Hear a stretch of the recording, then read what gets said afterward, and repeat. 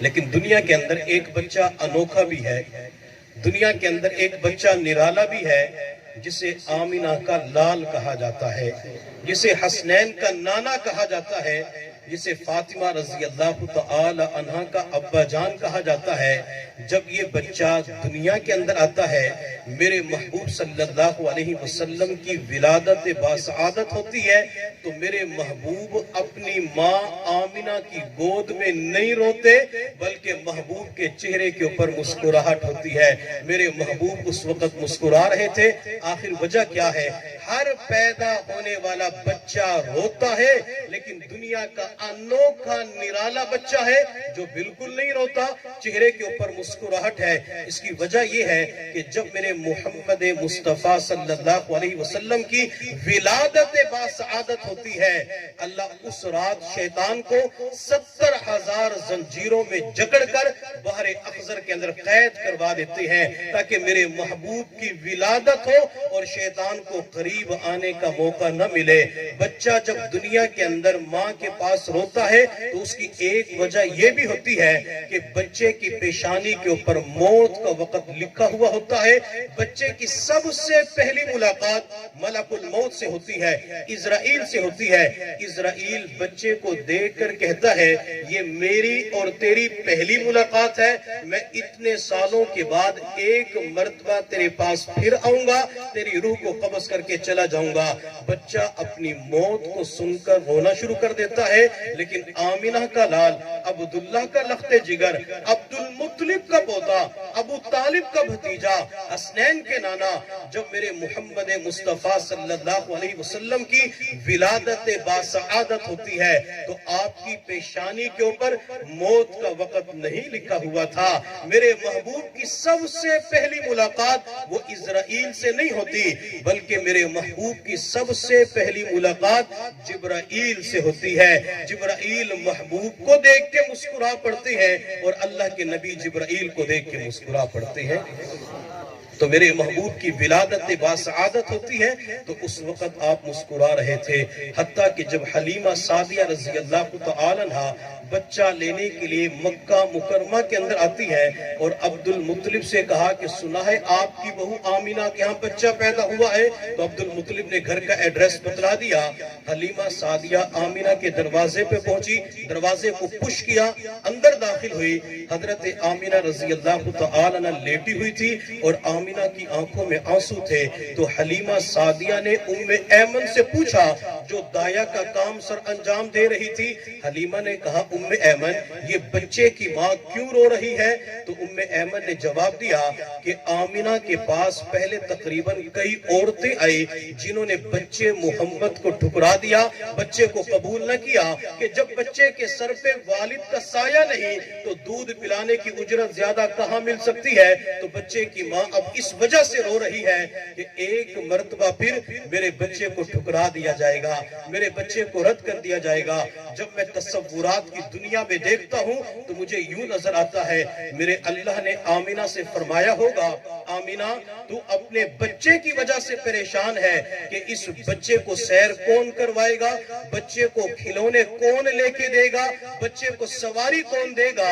آمینہ ہرگز پریشان نہ ہو، جب تیرے بچے محمد کو کھلونوں کی ضرورت پڑے گی صلی اللہ علیہ وسلم تو میں تیرے بچے محمد کے لیے آسمان کے چاند کو دو ٹکڑے کر کے کھلونا بنا دوں گا۔ آمینہ جب تیرے بچے کو سواری کی ضرورت پڑے گی میں دنیا کے خچر گھوڑے کا انتظام نہیں کروں گا، جنت کی سواری براق کو دنیا کے اندر بھیج دوں گا۔ آمینہ تو پریشان ہو رہی ہے، بچے کو سیر و سیاحت کے لیے کون لے کے جائے گا؟ والد عبداللہ زندہ ہوتا وہ لے کے چلا جاتا۔ آمینہ تو ہرگز پریشان نہ ہو، جب تیرے بچے کو سواری کی ضرورت پڑے گی میں تیرے بچے کو دنیا کی سیر نہیں کرواؤں گا، تیرے بچے کو کوہ طور پہ لے کے نہیں جاؤں گا، میں تیرے بچے کو پوری کائنات کی سیر کروا کے سدرۃ المنتہا کے پار عرش کے اوپر اپنے پاس بلا دوں گا۔ حضرت حلیمہ سعدیہ رضی اللہ تعالی عنہ نے کہا آمینہ بچہ تو دکھا۔ حضرت آمینہ رضی اللہ تعالی عنہ نے میرے محبوب کے اوپر سفید رنگ کی چادر پڑی ہوئی تھی، جب محمد مصطفیٰ صلی اللہ علیہ وسلم کے چہرے سے چادر کو ہٹایا گیا وہ سفید رنگ کی چادر تھی. حلیمہ سعدیہ فرماتی ہیں کہ جب میری نظر بچے کی ماں زاغل بصر والی آنکھوں پہ پڑی، بچہ اس وقت مسکرا رہا تھا. بچے کے چہرے کے اوپر اس وقت مسکراہٹ تھی. حضرت حلیمہ سعدیہ رضی اللہ تعالی عنہ اپنے خاوند سے کہتی ہے کہ مجھے دودھ پلانے کی اجرت ملے یا نہ ملے، لیکن بچے کی مسکراہٹیں میرے دل کو سکون پہنچایا کریں گی. بچے کی مسکراہٹیں میرے دل کو سکون پہنچایا کریں گی، راحت پہنچایا کریں گی. میں تو اس بچے کو دودھ ضرور پلاؤں گی. چنانچہ حلیمہ فرماتے میں نے بچے کو اٹھا کے سینے کے ساتھ لگایا. بچہ اٹھانے سے پہلے میری چھاتی کے اندر دودھ کا قطرہ نہیں تھا، چھاتی دودھ سے خشک ہو چکی تھی. جب بچہ محمد میرے سینے کے ساتھ لگا تو چھاتی دودھ سے بھر جاتی ہے، پورے جسم کے اندر نور کی لہر دوڑ جاتی ہے. حضرت حلیمہ سعدیہ رضی اللہ تعالی عنہ بڑی خوش ہو جاتی ہے. پھر کسی کہنے والے نے کیا خوب کہا، حلیمہ میں تیرے مقدرات صدقے، حلیمہ میں تیرے مقدرات صدقے، تو مدنی دا جھولا جھولیندی بھی ہو سے، سوہنے دا مکڑا نورانی نورانی، تو تقدی دا رہیے چمیندی بھی ہو سے، انگلی نپا کے بہڑے دے اندر خدا دے سجن نو ٹریندی بھی ہو سے، کدی نال نزاکت دے وچ سوہنا اور اسدا بھی ہو سی، تو منیندی بھی ہو سے، محبت دے وچ آکے بوسے دی خاطر لباں کو لباں وچ ملیندی بھی ہو سے، نوا کے سجا کے کجلا بھی پا کے تو ٹھوڑی ہلا کے ہسیندی بھی ہو سے. تو حلیمہ جب بچے کو اٹھاتی ہیں تو اس وقت حلیمہ میں تیرے مقدرات صدقے، حلیمہ میں تیرے مقدرات صدقے، تو مدنی دا جھولا جھولیندی بھی ہو سے، سوہنے دا مکڑا نورانی نورانی، تو تقدیتا رہیے چمیندی بھی ہو سے. اگر آج ہمارے سامنے کوئی بچہ آ جائے تو ہم اس بچے کو اٹھا کے کبھی یہاں کی کس کرتے ہیں، کبھی یہاں کا پیار کرتے ہیں، کبھی ہونٹوں کا پیار کرتے ہیں. وہ بچہ 2 منٹ کے لیے آتا ہے، ہم 10 مرتبہ پیار کر لیتے ہیں.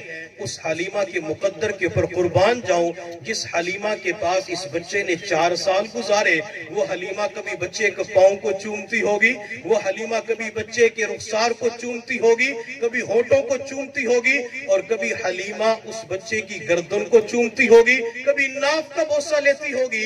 جیسے مائیں گھروں کے اندر بچے کی کبھی سینے کا بوسہ لے لیتی ہے، کبھی پیٹ کا بوسہ لے لیتی ہے. میرے محبوب صلی اللہ علیہ وسلم ایک مرتبہ حضرت حسین رضی اللہ تعالی عنہ سے پیار کر رہے تھے. آپ نے رخسار کا بوسہ لیا، ہونٹوں کا بوسہ لیا، گردن کا بوسہ لیا، حتیٰ کہ حسین کی ناف کا بھی پیار کر لیا. اور پھر میرے محبوب حسین کے جسم کو سونگنا شروع کر دیتی ہے. اب بچوں سے پیار کرنا تو سمجھ میں آتا ہے، لیکن یہ بچے کا جسم سونگنا سمجھ کے اندر نہیں آتا. تو میرے محبوب صلی اللہ علیہ وسلم فرماتے ہیں کہ جب میں حسین کے جسم کو سونگتا ہوں، مجھے حسین کے جسم سے جنت کی خوشبو آتی ہے.